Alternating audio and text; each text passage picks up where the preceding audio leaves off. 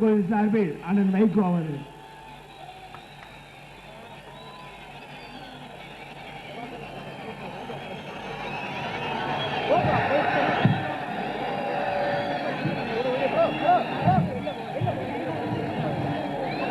இலக்கியத்திற்கு ஒரு இளங்கோ, செருக்களத்திற்கு ஒரு செங்குட்டுவன், துணிச்சலுக்கு ஒரு பெரியார், அன்புக்கோர் அறிஞர் அண்ணா.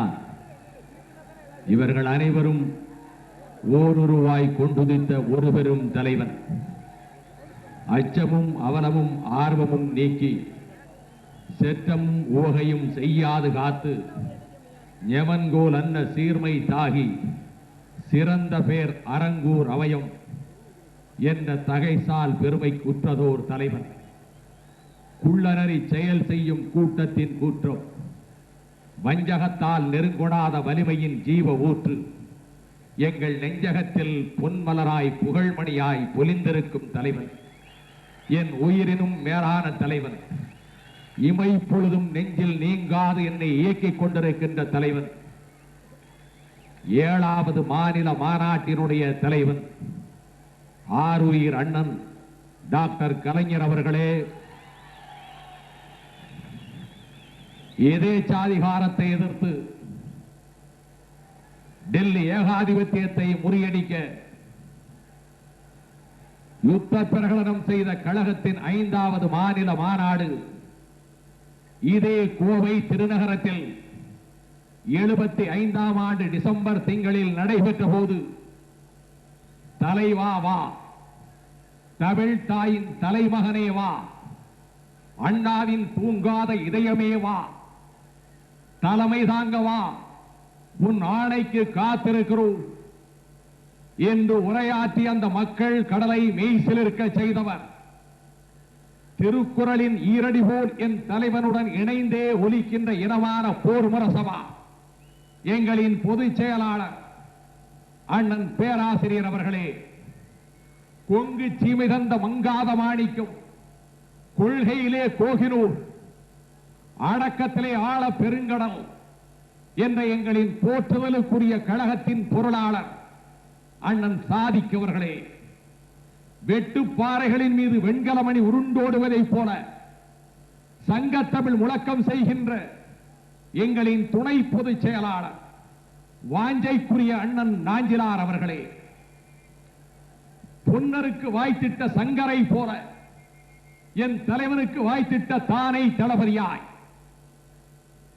கோவை மாவட்ட திராவிட முன்னேற்ற கழகத்தின் செயலாளர், இந்த மாநாட்டின் வரவேற்பு குழு தலைவர் அண்ணன் கண்ணப்பன் அவர்களே, நாடாளுமன்றத்தில் எனது ஆசா அண்ணன் முரசொலி மாறன் அவர்களே, முன்னாள் அமைச்சர் பெருமக்களே, தலைமை கழக செயலாளர்களே, மாவட்ட கழக செயலாளர்களே, கழகத்தின் வீறு கொண்ட சொற்பொழிவாளர்களே, அதிர்ச்சியூட்டும் ஆபத்துக்கள்,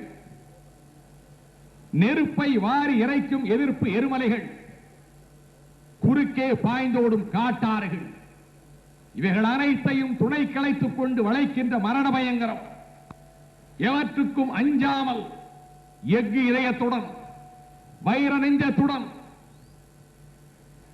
பகை முடித்து பணி சிறக்க முரசொலிக்கும் என் தலைவன் கலைஞரின் உடன்பிறப்புகளா இந்த மாநாட்டு திடலில் கண்ணு கட்டிய தூரத்துக்கு அப்பாலும் கட்டுக்கடங்காமல் திரண்டிருக்கின்ற கழகத்தின் போர்ப்படை வீரர்களே, வாலிப வேங்கைகளாக வலம் வருகின்ற இளைஞரணி பட்டாளத்து சிப்பாய்களே, வருங்கால உலகத்தின் வார்ப்படங்களாக நான் கருதுகின்ற மாணவ கண்மணிகளே, பெரியோர்களே, தாய்மார்களே, வணக்கம். வெசூவியஸ் எரிமலை வெடித்து சிதறுவதைப் போல இந்த அன்னை பூமியின் 8 திக்கும் சுற்றி சுழர்ந்த சுயமரியாதை சிங்கம் அஞ்சா நெஞ்சன் பட்டுக்கோட்டை அழகிரி என் ஆவி அடங்க போகிறது. இன்னும் சில நாட்களில் என் ஜீவன் ஒடுங்க போகிறது.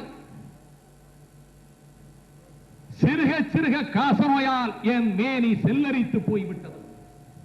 நலிந்து விட்டேன், மெலிந்து விட்டேன். என் சுவாசம் அடங்குகின்ற வரையில் விசுவாசிக்கின்ற தமிழ் காக்க நான் பேசுகிற கடைசி மாநாடு இதுதான் என அந்த சிங்கத்தின் கர்ஜனை கேட்டு திரண்டிருந்தோர் கண்களிலே கண்ணீர் பொங்கி கன்னமேடுகளிலே உருண்டோட அவர் பேசிய கடைசி மாநாடு நடைபெற்ற கொங்கு மண்டலத்தில் அண்ணன் அழகிரி இந்திய எதிர்ப்பு போராட்டத்தையே தனது மரண சாசனமாக அறிவித்துவிட்டு மறைந்த அதே மார்ச் 28ஆம் நாள் இந்திய ஆதிக்க எதிர்ப்பு மாநாட்டிலே உங்கள் முன்னாலே நிற்கிறேன். மத வெறியும் மக்கள் சீரழிவும் இந்தியாவின் எதிர்காலத்தை தீர்மானிக்கிற தலைப்பு. இந்தியா ஒன்றாக இருக்குமா, உடைந்து துண்டு துண்டாக சிதறுமா என்று நிர்ணயிக்கின்ற தலைப்பு. வடக்கிலும் தெற்கிலும் கிழக்கிலும் மேற்கிலும் வரையறுக்கப்பட்டிருக்கின்ற எல்லைகள் நிலைக்குமா நீடிக்குமா என்ற பூதாகாரமான கேள்விக்கு காரணமான மதவெறி இந்தியத்துக்கு வடக்கே வளர்ந்து தெற்கே தக்காணத்திலும் அடியெடுத்து வைக்கின்ற வேளையில் நடைபெறுகின்ற இந்த மாநாடு மதவெறி எதிர்ப்பு மாநாடாகவே அமைந்துவிட்ட காரணத்தால் அதனையே தலைப்பாக எனக்கு தந்த தலைவருக்கும் பொதுச் செயலாளருக்கும் நன்றி தெரிவித்துக் கொள்ளுகின்றேன்.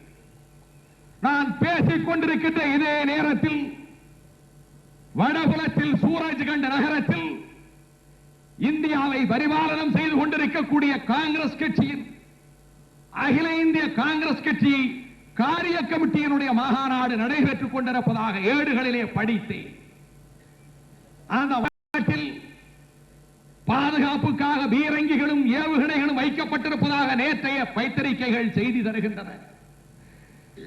அங்கே பீரங்கிகள் ஏவுகணைகள் காங்கிரஸ் கட்சியினுடைய மாநாட்டிலே அந்த பீரங்கிகளை விட ஏவுகணைகளை விட பல்லாயிரக்கணக்கான வலிமை புரிந்திய புஜபல பராக்கிரமம் கொண்ட வீரர்களின் கூட்டம் இந்த மாநாட்டிலே.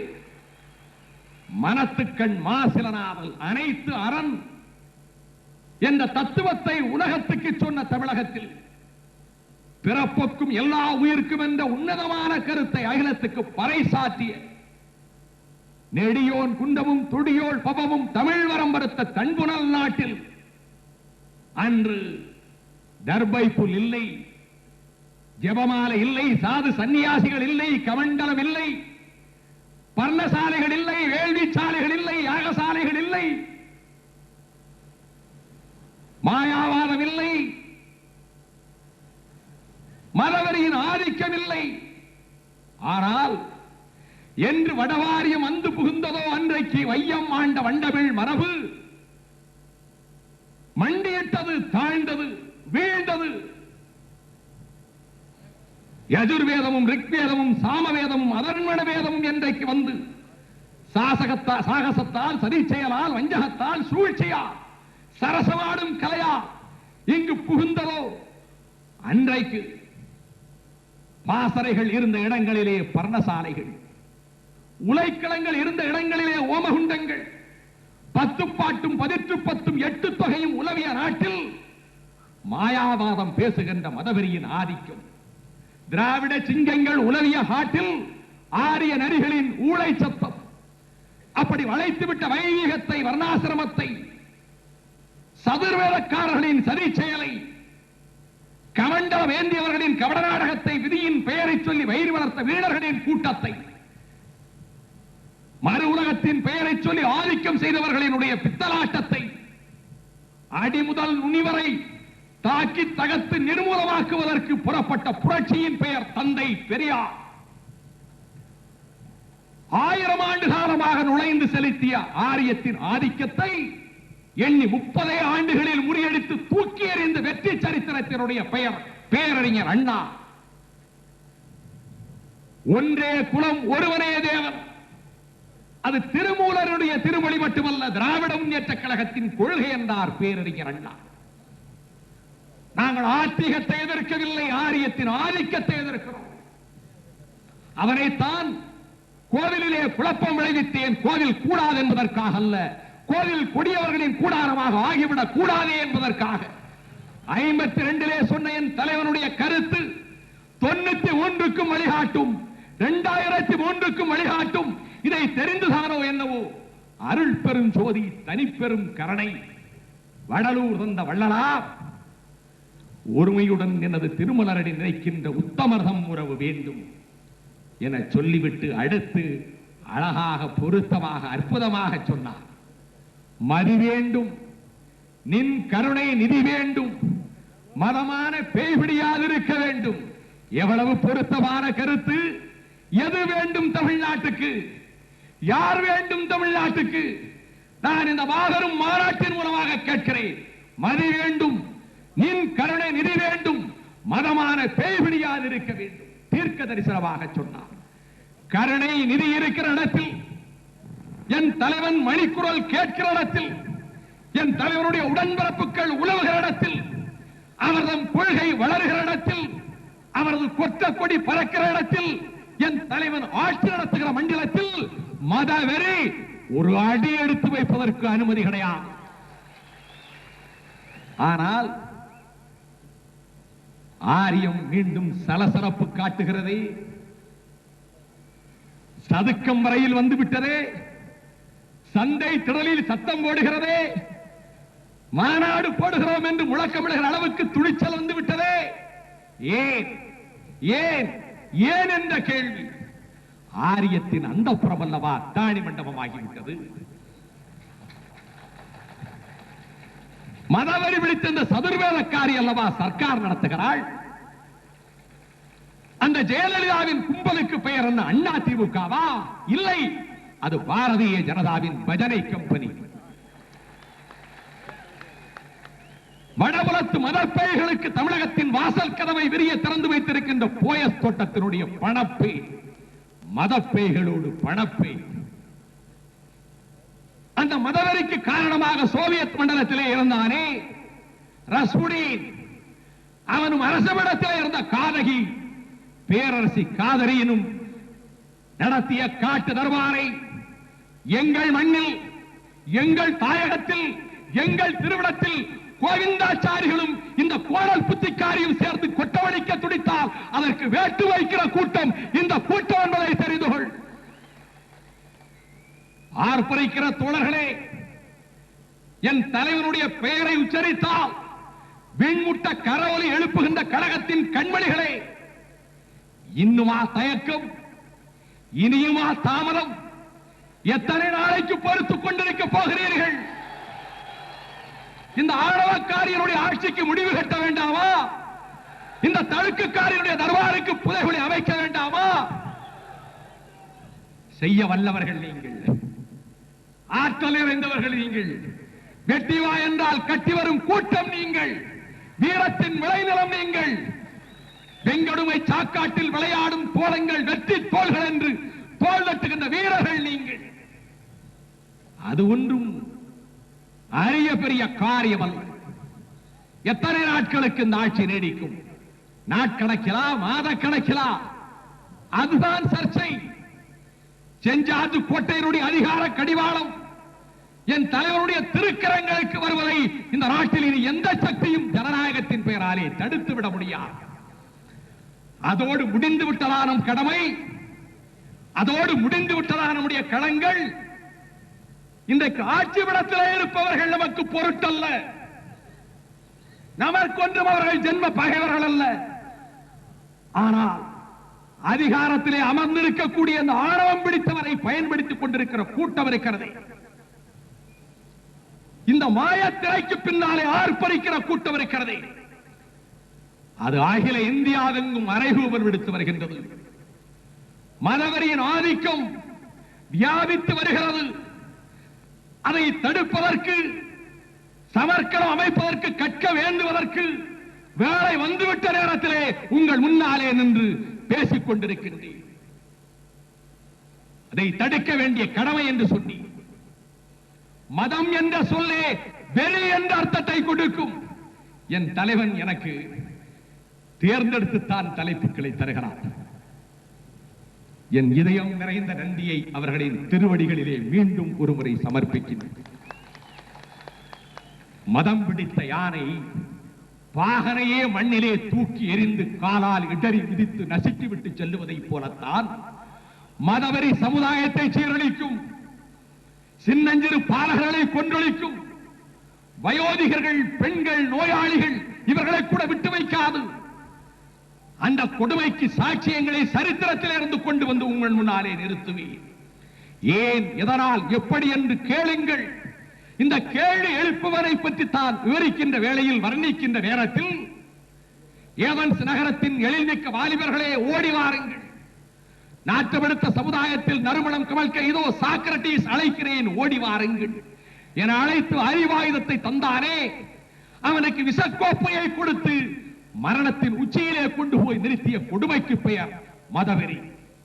பெத்லஹேமிலே பிறந்து எகிப்திலே வளர்ந்து கப்பர்நகூமிலும் நாசரத்திலும் நடந்து மலைச்சரிவுகளிலும் மணலோரங்களிலும் கருத்துக்களை பல பிரசங்கங்களாக தந்து பிலாத்துவினுடைய சபையிலே கொண்டு போய் நிறுத்தப்பட்டு குற்றவாளி என்று மரண தண்டனை விதிக்கிறேன் சிலுவையிலே என்று அறிவிக்கப்பட்டதற்கு பின்னர் கன்னத்திலே அடித்து முகத்திலே காரி துப்பி முள்முடியை சுட்டி கொள்கதாவிலே சிலுவையிலே கொண்டு போய் அறைந்த கொடூரத்துக்கு பெயர் மதவெறி. அலெக்சாண்ட்ரியா நகரம், எழில்மிக்க எகிப்து தேசத்தில் பிரமிடுகள் பிறந்திருக்கக்கூடிய நைல் நதிக்கரையில் 5 லட்சத்துக்கு மேற்பட்ட அரிய நூல்களை கொண்டிருக்கின்ற அலெக்சாண்ட்ரியாவினுடைய அரியதோர் நூலகம் இன்றைக்கு பல நூறு ஆண்டுகளுக்கு முன்னாலே கொளுத்தி தீக்கரையாக்கப்பட்டு சாம்பலாக்கப்பட்டதே அந்த நெருப்பு பந்தத்தை தூக்கி வந்த கொடியவர்களின் செயலுக்கு பெயர் மதவெறி. அதை தடுப்பதற்காக முறைந்த உலகத்தின் முதல் பெண் விஞ்ஞானி ஹைபேசியா என்கிற பெண்ணை உடலை துண்டு துண்டாக பீத்து போட்டு எரிகிற நெருப்பிலே தூக்கி வீசினார்களே, அந்த காட்டுமிராண்டித்தனத்துக்கு பெயர் மதவெறி. இந்த பிரபஞ்சம் பறந்து விரிந்து கிடக்கிறது. சூரியன் பூமியை சுற்றவில்லை, பூமி சூரியனை சுற்றுகிறது என்று கோப்பர்நிக்கஸ் சொன்ன உண்மையை உரத்த குரலிலே கூறியதற்காக வெனிஸ் நகரத்தின் வீதியில் விளக்கு கம்பத்திலே கட்டி வைக்கப்பட்டு குப்பை கூளங்களை தூக்கி போட்டு இவன் சூரியக்காரன், பூமி சூரியனை சுற்றுகிறது என்று சொல்கிறார் என்று தீயிட்டு கொளுத்திய கொடுமைக்கு பெயர் மதவெறி. விவிலியத்தை படிப்பேன், ஆனால் என் தாய்மொழியில் படிப்பேன், லத்தீன் மொழியிலே படிக்க மாட்டேன் என்று சொன்ன காரணத்துக்காக அவன் பிறந்த பொஹிமியாவினுடைய தலைநகரத்திலேயே பட்டப்பகலில் நடுவேரியில் நூற்றுக்கணக்கான மக்கள் திரண்டிருந்த வேளையில் இவன் பைபிளை தாய்மொழியிலே படிப்பதாக சொன்னார் என்று அந்த ஜான் ஹஸ் என்கின்ற சிந்தனையாளனை நெருப்பிலிட்டு குளித்து கொட்டமடித்ததே அந்த கோர செயலுக்கு பெயர் மதவெறி. கிறிஸ்துவை ஏற்றுக்கொண்ட யூதர்கள் விரட்டப்பட்ட காலம் மறைந்து கிறிஸ்துவை ஏற்றுக்கொள்ளாத யூதர்களை கைகள் விரல் நகங்களில் நகக்கண்களில் ஊசியை ஏற்றி கண்களை பிடுங்கி அங்கங்களிலே சித்திரவதை செய்த பேயாட்டத்துக்கு பெயர் மதவெறி. ஜெருசலம் யாருக்கு சொந்தம் என்று தீர்மானிக்கின்ற சிலுவை போர்களில் நாங்கள் அந்த புனித ஸ்தலத்துக்கு போவதன் மூலமாக மோட்சத்தின் வாசலை காண்போம் என்று புறப்பட்டு வந்த கிறிஸ்தவர்களை காராக்கிரகத்திலே பூட்டி கசையடி கொடுத்து, இன்னும் சொல்ல போனால் கண்டதுண்டமாக வெட்டி கொடூர தாண்டவம் ஆடித்தே அந்த துருக்கியர்களினுடைய வெறி செயலுக்கு பெயர் மதவெறி. சின்னஞ்சிறு பிஞ்சு நெஞ்சத்திலே கூட மதவெறி ஊட்டப்பட்டு விட்ட காரணத்தால் நாங்கள் ஜெருசலத்தை மீட்கப் போகிறோம் என்று பிரான்சிலே பிறந்த நிக்கலஸ், ஜெர்மனியிலே பிறந்த ஸ்டீபன் 14 வயது பாலகர்களாக தங்களை ஒத்த பல்லாயிரக்கணக்கான சிறுவர்களை அழைத்துக் கொண்டு சிலுவை போருக்கு போவதாக புறப்பட்டு செல்லுகிற பாதி வழியிலேயே மடிய நேர்ந்த மௌலிகத்துக்கு காரணம் மதவெறி. அதே வெறி உணர்ச்சி இந்த மண்ணிலும் அதுவரை உதயமாகாத வெறி உணர்ச்சி பாலகனாக இருந்த திருஞான சம்பந்தருக்கு ஊட்டப்பட்டதன் விளைவு பாண்டிய மண்டலத்தை ஆண்ட மன்னன் சுந்தர பாண்டியன் மதமாற வேண்டும் என்று நிர்பந்திக்கப்பட்டு நோயின் பிடியிலிருந்து மீட்கிறேன் என்று சொல்லி அந்த மதமாற்றத்துக்கு காரணமான திருஞான சம்பந்தனுடைய போதனையால் உலகம் அதுவரை கண்டும் கேட்டு பெறாத தண்டனையாக கழுவிலேற்றுக் கொள்ளப்பட்டார்களே 8000 சமணர்கள். அவர்கள் ரத்தம் சிந்துவதற்கு காரணமாக இருந்த அநீதிக்கு பெயர் மதவெறி. மலை எலி என்று புகழப்பட்ட மராட்டியத்து பெருவீரன் புலிநகத்தால் அப்சல் கானை கொன்று குதிரையின் பாய்ச்சலில் வாளின் வீச்சில் தன்னை எதிர்த்த மண்டலங்களை மண்டியிடச் செய்து வெற்றி மேல் வெற்றியை குவித்து வந்தானே வீர சிவாஜி, அவனை சாஷ்டாங்க நமஸ்காரம் செய்விக்க செய்து காலை கழுவ சொன்னார்களே, அந்த காகபட்டர்கள் நடத்திய அக்கிரமத்துக்கு பெயர் மதவெறி. ஆனால் அந்த மதவெறி இன்று நீடிப்பதனுடைய விளைவுதான் அடல் பிகாரி வாஜ்பாய்களும் லால் கிஷன் அத்வானிகளும் அசோக் சிங்கால்களும் கோவிந்தாச்சாரிகளும் புதிய காகபட்டர்களாக புறப்பட்டிருக்கிறார்கள். யார் இவர்கள்? இவர்கள் பூர்வோத்திரம் என்ன? சங் பரிவார் என்கின்ற ஒரு கூடாரத்துக்கு கீழே இருந்து இன்றைக்கு கொக்கரித்துக் கொண்டிருக்கக்கூடிய இந்த கூட்டத்தை தாங்கி நிற்கின்ற RSS என்ற நச்சுமரம் வேர்விட்ட இடம் எது? அந்த விஷ விருட்சத்துக்கு வித்து உண்டப்பட்ட இடம் நாகபுரி. இன்றைக்கு சரியாக 67 ஆண்டுகளுக்கு முன்னர் செப்டம்பர் 25ஆம் நாள் 1925ஆம் ஆண்டு நாகபுரியிலே RSS தொடங்கப்பட்டு ஹெட்கேவர் என்கின்ற கெடுமதியாளன் அதற்கு தலைமை தாங்க. வரலாற்றின் விசித்திரம், அதே வருடத்திலேதான் ஆரியத்தை எதிர்த்து காங்கிரஸை விட்டு வர்ணாசிரம கொடுமையை எதிர்த்து தந்தை பெரியார் வெளியேறினார். எவ்வளவு பொருத்தம் பார்த்தீர்களா? அந்த விஷத்துக்கு இடப்பட்ட வருடம் அதுதான். அதை வேருடன் கெல்லி எறிவதற்கு இந்த திராவிடத்திலே தோன்றிய பெரியார் காங்கிரஸை விட்டு வெளியேறிய ஆண்டும் அதுதான். அந்த ஹெட்கேவருக்கு நிழலாக இருந்தான் ஒருவன், அந்தரங்க செயலாளராக இருந்தான் ஒருவன், செல்லுகிற இடமெல்லாம் பிரியாமல் சென்று கொண்டே இருந்தான் அந்த காரியதரிசி. பயிற்சி பெற்றான், ஆயுத பயிற்சி பெற்றான், வகுப்புகள் நடத்துகின்ற பயிற்சி பெற்றான்.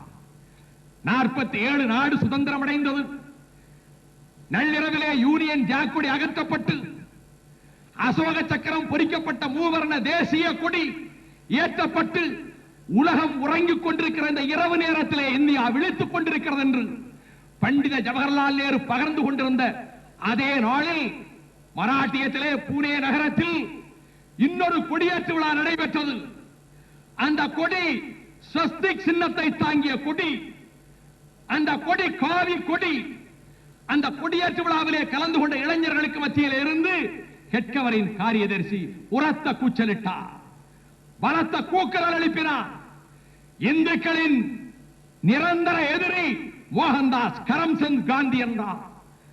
அதே வெறியன் அடுத்த வருடம் ஜனவரி மாதம் 30ஆம் தேதி வெள்ளிக்கிழமை அந்தி சாய்ந்த நேரத்தில் ஆதவன் அஸ்தமிக்க போகிற 5 மணி 12 நிமிடத்துக்கு ஆவா காந்தியும் மனு காந்தியும் பக்கத்திலே வர பிர்லா மாளிகையின் பிரார்த்தனை மேடையை நெருங்கிய அந்த மெலிந்த தேகத்துக்கு சொந்தக்காரரை பார்த்து பிரார்த்தனைக்கு நேரமாகிவிட்டதல்லவா என்றவன் கேட்க, கூப்பிய கரத்தோடு ஆம் நேரமாகிவிட்டது என்று சரித்திரத்தை தன்னுடைய அகிம்சை போராட்டத்திலே திகைக்க வைத்த அந்த மாமனிதன் பதில் சொல்ல, 3 தோட்டாக்கள் அவருடைய மேனியை துளைக்க ரத்த வெள்ளத்திலே சாய்த்தானே, அவன் பெயர்தான் நாத்துராம் விநாயக கோட்சே.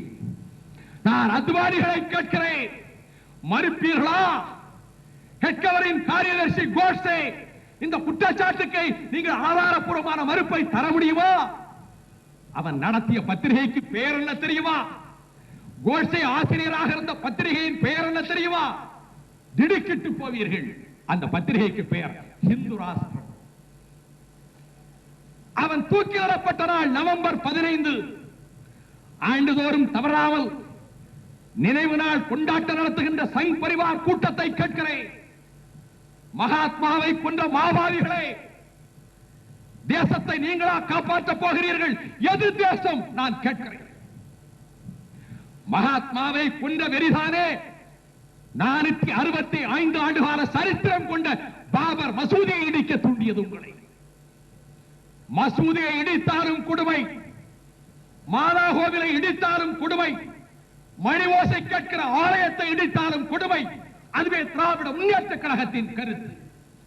மசூதியில் தொழுகை நடக்கட்டும், ஆலயத்தில் பூசை நடக்கட்டும், தேவாலயத்தில் ஜெபம் நடக்கட்டும், பெரியாரின் சீடர்கள் பகுத்தறிவு பிரச்சாரத்தை நடக்கட்டும், அனைத்துக்கும் அனுமதி கொடுப்பதுதான் மதச்சார்பற்ற தன்மை, ஜனநாயகத்தின் அடிப்படை, திராவிட முன்னேற்ற கழகத்தினுடைய கொள்கை. மசூதியை இடித்தீர்கள்.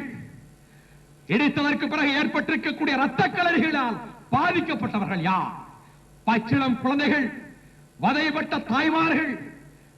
அந்த கொடுமை இன்னும் பம்பாயிலும் கல்கத்தாவிலும் திகிலடைய செய்கின்ற சம்பவங்களுக்கு காரணம் என்றால், இந்த கொடுமை இந்த அளவுக்கு வளர்வதற்கு மூல காரணம் யார்? லட்சுமணன் கிழித்த கோட்டை தாண்டாததை போல் கட்சியினுடைய கட்டுப்பாட்டு கோட்டை தாண்டக்கூடாது என்று சூரஜ்கண்டிலே உபதேசம் செய்கிற பிரதமர் நரசிம்மராவை கேட்கிறேன். யார் காரணம்? லட்சுமணன் சிலையையும் ராமனுடைய சிலையையும் 49ஆம் வருடம் டிசம்பர் மாதம் 22ஆம் தேதி நடுநிசி நேரத்தில் கள்வர்களை போல், கள்ளக்கோல் பிடிக்கிற திருடர்களை போல் மசூதிக்குள்ளே கொண்டு போய் வைத்துவிட்டு அவன் இரவோடு இரவாக பிரசன்னமாகிவிட்டார் என்று சொன்னார்களே, ஆட்சி நடத்தியவர்கள் யார்? இந்தியாவின் பிரதமர் யார்? உத்தரப்பிரதேசத்தினுடைய முதலமைச்சர் யார்? பிரச்சனைகளுக்கு தீர்வு காண முடியாதா? மனம் இருந்தால் மார்க்க உண்டு, உங்கள் நோக்கத்திலே தூய்மை கிடையாது.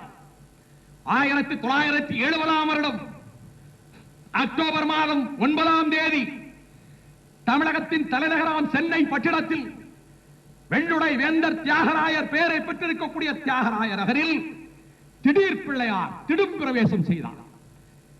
மடாதிபதிகள் சொன்னார்கள், இவர் சுயம்பு விநாயகர், சுயமாகவே பூமிக்கடியிலிருந்து பொத்து கொண்டு வந்து விட்டார். உடனே பெரியார் கேட்டார், நான் தேடி தேடி உடைத்த போதெல்லாம் ரோசம் வராத சுயம்புவுக்கு இப்பொழுது எப்படி ரோசம் வந்ததா என்று கேட்டார். 24 மணி நேரத்துக்குள்ளாக அந்த திடீர் பிள்ளையாரை சுயம்புவை அருங்காட்சியகத்திலே கொண்டு போய் அப்புறப்படுத்தி வைத்தாரே, அந்த மின்னல் வேக செயல் வடிவத்தினுடைய பெயர் என்னுடைய தலைவர் கலைஞர். பகுத்தறிவுவாதி பண்டிதனேர் என்னை செய்ய முடியவில்லை. நான் மாத்திரம் சர்வாதிகாரியாக இருந்தால் சோதிடக்காரனையும் குறி சொல்லுகிறவனையும் பஞ்சாங்கம் பார்ப்பவனையும் பக்கத்திலே இருக்கிற மரக்கிளையிலே தூக்கிலிட செய்வேன் என்று சொன்னாரே, அந்த நேரு பண்டிதர் ஏன் இதை செய்ய தவறினார்? இரும்பு மனிதர் என்று வர்ணிக்கப்பட்ட வல்லபாய் பட்டேலால் ஏன் இதை சாதிக்க முடியவில்லை? மிகப்பெரிய தலைவர் என்று போற்றப்பட்ட கோவிந்த வல்லப வந்துதானே ஊபியின் முதலமைச்சர். இந்த மதவரி ஆட்டத்துக்கு அஸ்திவாரம் போடப்பட்ட போதே இளையதாக முள்மரம் கொள்கை என்றானே வள்ளுவன். அதை செய்ய தவறிய குற்றம் நேரு பண்டிதரின் குற்றம். பாட்டன் மட்டுமா குற்றவாளி, பேரப்பிள்ளையும் குற்றவாளி. மதவெறியினுடைய கொடுமை உலகத்திலே நடந்து கொண்டுதான் இருக்கிறது. அது புதிதல்ல. சரித்திரத்திலே ஒரு சம்பவத்தை சொன்னால் ஆச்சரியப்பட்டு போவீர்கள். இன்றைக்கு ஆசியா கண்டத்தில், குறிப்பாக மேற்கு ஆசியாவில் ஒரு நிரந்தரமான ரத்தகலத்தை கொடுத்துக் கொண்டிருக்கக்கூடிய இஸ்ரேலில் ஜெருசலத்தில் இன்றைக்கு இருக்கக்கூடிய அல் அக்ஸா என்கின்ற மசூதி இருக்கிற இடத்தில் 35 ஏக்கர் நிலத்துக்குள்ளே இன்றைக்கு மசூதி இருக்கிறது. அராபியர்கள் பாலஸ்தீனியர்கள் வழிபடுகிற மசூதி இருக்கிறது. அந்த மசூதி இருந்த இடத்தில் எபிரேயர்களின் கோயில் இருந்தது, இஸ்ரேலியர்களின் கோயில் இருந்தது. அந்த கோயிலை பாபிலோன் பேரரசர்கள் படையெடுத்து கிமு 537 தீக்கிரையாக்கினார்கள். 70 ஆண்டுகளுக்கு பின்னர் அந்த கோயிலை மீண்டும் இஸ்ரேலியர்கள் கட்டினார்கள்.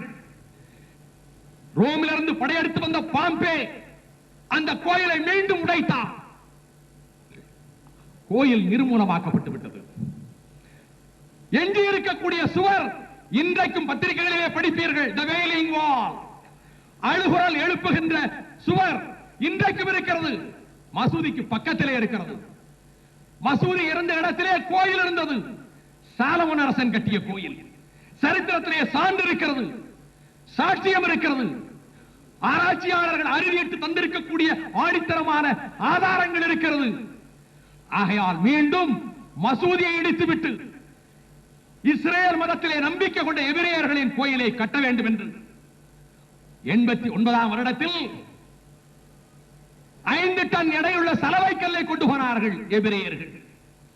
இஸ்ரேல் அரசு ராணுவத்தை அனுப்பி சலவைக்கல்லுடன் வந்தவர்களை விரட்டி அடித்தது.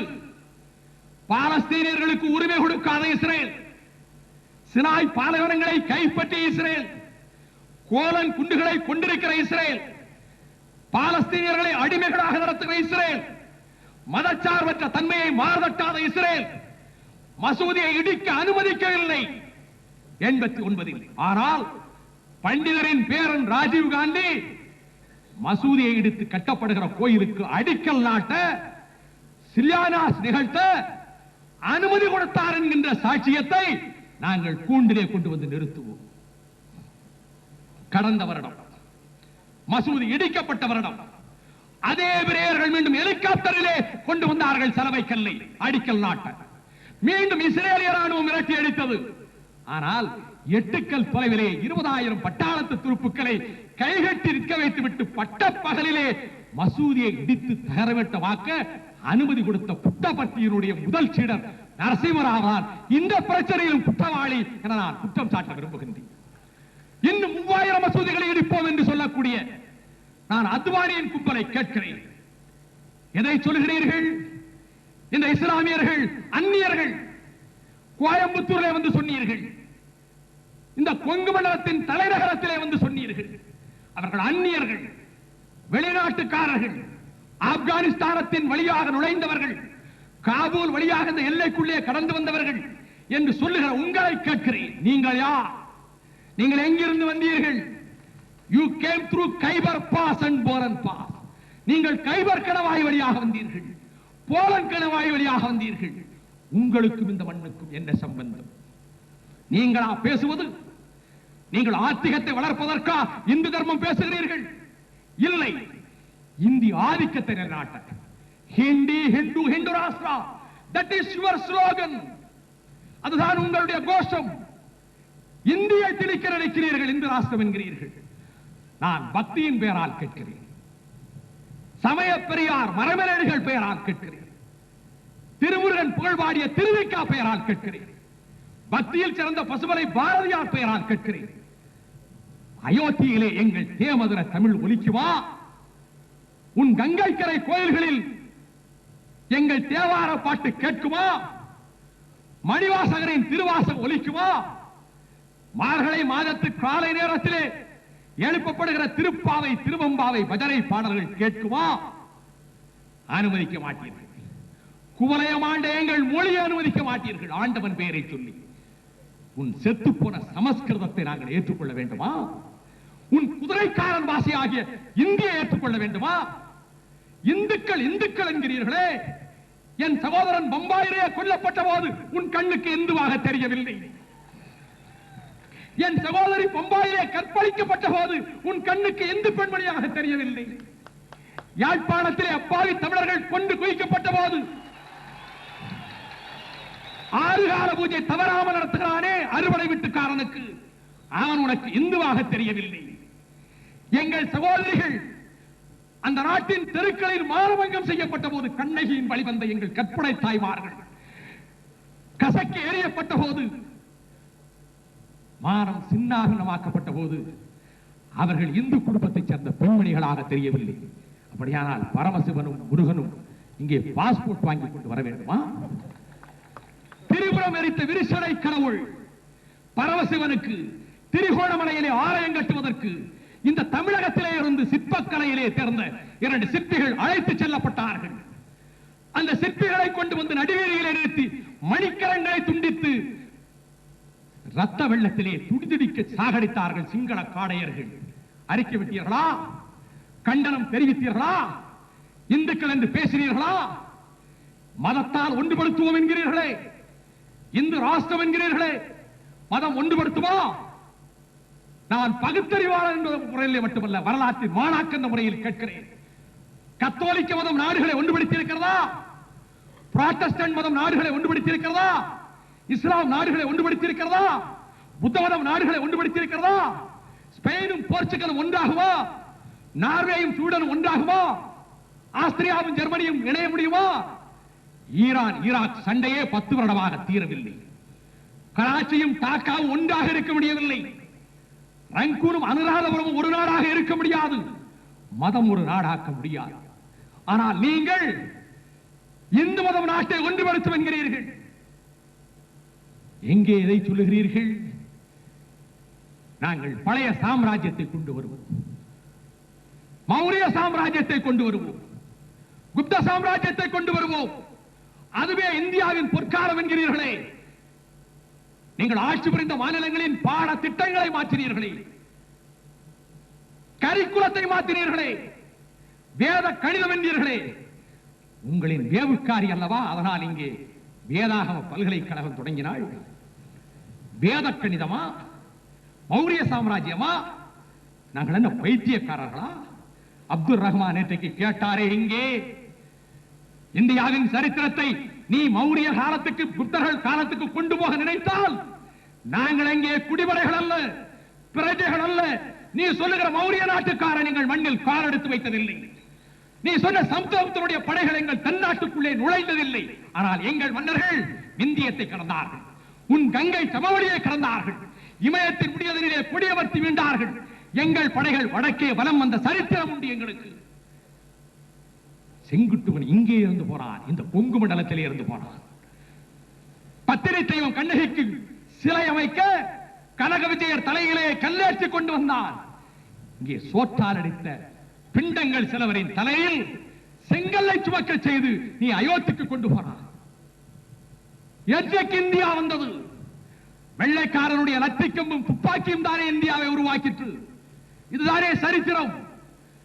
அந்த இந்தியா யூனியன் ஜாக் கொடி உருவாக்கி சென்றார். உன் காவி கொடி ரத்த கரைவிடிந்த சிவப்பு கோடுகளாலே இந்தியாவை துண்டு துண்டாக்கும். செங்கையண்ணா மாவட்ட நிதி எழுப்பு கூட்டத்தில் தலைவர் அவர்கள் அற்புதமாக சொன்னார், இந்தியாவை நீங்களே இந்து ராஷ்டிரம் என்று சொல்வீர்களானால், இந்திய என்பீர்களானால் பிரித்து கொடுத்து விடுவீர்கள். இந்தியா இந்து ராஷ்டிரம் அமைந்தால் கிறிஸ்தவ மார்க்கத்தை ஏற்றுக்கொண்டு ஆங்கிலம் மட்டுமே ஆட்சி மொழி என்று அறிவித்திருக்கின்ற அருணாச்சல பிரதேசம் அங்கே இருக்காது, அஸ்ஸாம் இருக்காது, திரிபுரா இருக்காது, மணிப்பூர் இருக்காது, மேகாலயா இருக்காது, காஷ்மீர் மண்டலம் இருக்காது, பஞ்சாப் இருக்காது. தக்காணம் துண்டு துண்டாகும். எவனும் அந்த ராஷ்டிரத்துக்குள்ளே வரமாட்டான். அதை உருவாக்க நினைக்கிறீர்களா? மதத்தின் மூலமாக தமிழகத்தை அதிகாரத்தை கைப்பற்றி நஞ்சினும் கொடிய நஞ்சினும் கொடிய ஆழகால விஷத்தை புகட்டி இந்த மண்ணை கைப்பற்றி விடலாம் நினைக்கக்கூடிய உங்களுக்கு நான் தெரிவிக்க விரும்புகின்றேன். எனக்கு முன்பு பேசியவர்கள் சொன்னார், இந்த தலைவனாலே வளர்க்கப்பட்டவர்கள் துரோகம் செய்து வாழ்ந்ததில்லை, வாழ முடியாது. இங்கு துரோகிகள் எவனும் இல்லை. பேச்சுக்கல்ல. இந்த தாயகம் வாழ வேண்டும். திராவிட முன்னேற்ற கழகத்தின் கொடி பறக்க வேண்டும். அது வெற்றி கொடியாக பறக்க வேண்டும். தலை கொடுக்க வேண்டும் என்றால் தலையை அறிந்து கொண்டு வருகிற கூட்டமடா எங்கள் கூட்டம். எவனும் துரோகி இல்லை. உச்சந்தலையிலிருந்து உள்ளங்கால் வரை ஓடுகிற ரத்தத்திலே என் தலைவனும் இயக்கமும் கழகமும் தமிழும் இருக்கிறது. இந்த பூ உலகத்தில் என் தலைவரை போல ஒரு இயக்கத்துக்கு ஒரு தலைவன் கிடைத்ததில்லை. நெருப்பினும் கொடிய வெயிலிலே நிற்கிறீர்கள் நீங்கள். இப்படி கொடிய நெருப்பு தகித்துக் கொண்டிருந்த பாலைவனத்திலே அலெக்சாண்டர் படை நடத்தி கொண்டு வந்தார். பலகாத தூரம் வந்தார். தண்ணீர் தீர்ந்து விட்டது. தாகம் தாகம், பசி பசி. அந்த ராணுவத்தின் கட்டுப்பாடு குலைந்தது. தாகத்தை தீர்த்துக் கொள்ள முடியாமல் துடித்த வீரர்கள் தாங்கள் சவாரி செய்து வந்த ஒட்டகம் தண்ணீரை சேமித்து வைக்கின்ற ஆற்றல் பெற்ற காரணத்தால் ஒட்டகத்தின் வயிறை கிழித்து ரத்தத்தோடு பீரிட்டடித்த தண்ணீரை குடித்தார்கள். இந்த சந்தர்ப்பத்திலே ஒரு பசுஞ்சோலை கண்ணுக்கு தெரிகிறது. அலெக்சாண்டரின் தளபதிகள் புறவைகளில் பாய்ந்தோடி சென்று ஒரு குவளையிலே தண்ணீர் கொண்டு வந்தார்கள். தண்ணீர் கொண்டு வருகிறார்கள் தளபதிகள். கிரேக்கத்து பெருவீரன் அலெக்சாண்டர் நிமிர்ந்து நிற்கிறான். அவன் வீர கரங்களிலே அந்த தண்ணீர் குவளை தரப்படுகிறது. தாகத்தால் தவிக்கிற லட்சக்கணக்கான சைன்யத்து வீரர்கள் அலெக்சாண்டர் மேல் வைத்தபடி பாராமல் பார்த்துக் கொண்டிருக்கிறார்கள். அவன் பருகினால் போதும், அவன் தாகம் தீர்ந்தால் போதும், தங்கள் தாகம் தீரும் என்று எண்ணக்கூடிய அவனுக்கு விசுவாசமான வீரர்கள் தான். ஆனால் அலெக்சாண்டர் அந்த குவளையை 2 கரங்களால் தூக்கி பிடித்தான். என் வீரர்களுக்கு இந்த தண்ணீர் கிடைக்காது, நான் பருக மாட்டேன் என்று போட்டு உடைத்தான். அடுத்த நிமிடத்திலே அந்த படை மீண்டும் புறப்பட்டது. பசி தாகம் மறந்தது, வெற்றி மேல் வெற்றிகளை குவித்தது. ஜீலம் நதிக்கரை வரையிலே வந்துவிட்டு போனார். உலகத்தில் எந்த தலைவன், படை நடத்துகிற தலைவனாகட்டும், இயக்கம் நடத்துகிற தலைவனாக இருக்கட்டும், தொண்டர்களுக்கு வருகிற துன்பத்தை தான் ஏற்றுக்கொள்கிறவனே தலைவன். அதற்கு இலக்கணமாக இருக்கிற தலைவன் என்னுடைய தலைவன் டாக்டர் கலைஞர் அவர். பந்தலிலே தீ, பதறுகிறார் கண்ணப்பன், அழுகிறார் ஆர்த்தியம், கதறுகிறார் ராமநாதன். ஐயோ, எங்கள் உழைப்பு வீணாகி போய்விட்டதே. தமிழகத்தில் 8 திசையிலிருந்தும் கலைஞரின் தம்பிமார்கள் உடன்பிறப்புகள் வருவார்களே. பட்ட பாடெல்லாம் படுசூரணமாகிவிட்டதே. பற்றி எரிகிறதே நெருப்பு, பந்தல் சாம்பலாகும் என்கிறார்களே. பாதிச்சம் பாந்தல் சாம்பலாகிவிட்டதே. காவிரி தீரத்து தளபதி அன்பிலின் படம் திறந்து வைக்கிறார் தலைவர். செய்தி வருகிறது. எவ்வளவு அதிர்ச்சி தரத்தக்க செய்தி வந்தாலும் இதயத்தில் கண்ணீரை அடக்கிக் கொண்டு அடுத்த வினாடியில் முடிவெடுக்கிறவன் தான் தலைவர். பதறவில்லை, பதட்டம் அடையவில்லை. அவன்தான் வீரன், வீரர்களை வழிநடத்துகிற தலைவர். பந்தலில் தீயா, பயணம் தொடரும். மாநாடு எரிகிறதா, மாநாடு நடக்கும். சொன்னீர்கள், விழுந்த வேகத்தை விட எழுகிற ஆற்றல் நமக்கு உண்டு. சாம்பலில் இருந்து பீனிக்ஸ் பறவை பறந்தது. மீண்டும் பந்தல்.